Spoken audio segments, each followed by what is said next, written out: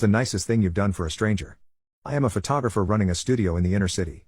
We are well known for our children's portraits, and we range from high-end portraits for modeling jobs to fun sibling photos and birth announcements. We do a bit of everything as such. We are extremely busy, and it states on our website that we do not accept wains. We are usually booked up 6 months in advance, one day, 10 minutes before closing.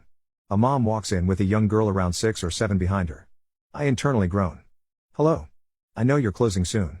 But I have a special favor to ask. The mother says at this point. The little girl peeks around her mother's legs, and I'm lost for words under her thick winter coat and hat. She is skeletally thin with huge dark circles under her eyes. From what I can tell, she has no hair and a tube taped to her cheek that feeds into her nose. It is immediately clear. This kid is very, very sick and near tears. She says, "My daughter saw one of your photos taped to the wall at the hospital. She really loves unicorns. And the photo had a girl photoshopped onto a horse. I know you're booked up and it's months before the next appointment." But at this point, she actually starts crying. I realize that our next available appointment is probably way too far away for this particular kid. The little girl squeezes her mother's hand. I am a very big dude covered in tattoos and a beard, but I'm not ashamed to say I needed a minute before I spoke, and that's just for regular customers. I've been waiting all day to take a photo of someone as beautiful as you. What's your name? Sweetheart? I lock the front door and spend the next 3 hours taking photos of this kid in every princess costume I have in my closet. She is the sweetest, most well-behaved kid I've ever worked with. Once we're done, she curls up on the couch in my office and falls asleep while I load up the photos for her mom to see and choose the one she likes best.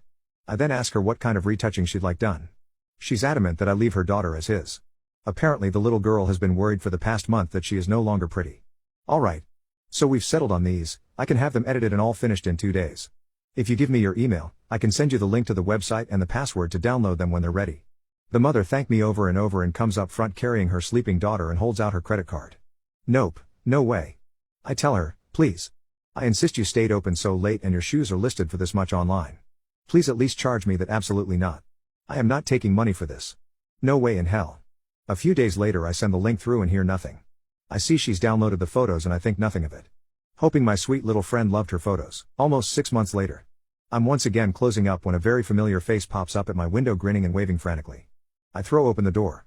Hey, you. Hi, I'm better. Look. I'm better.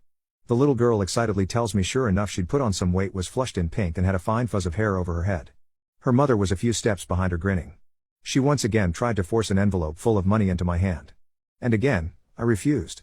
She got frustrated and eventually in her exasperation said, "At least let us take you to dinner," which I happily accepted. 7 years later, that photo of a sick little girl has stride.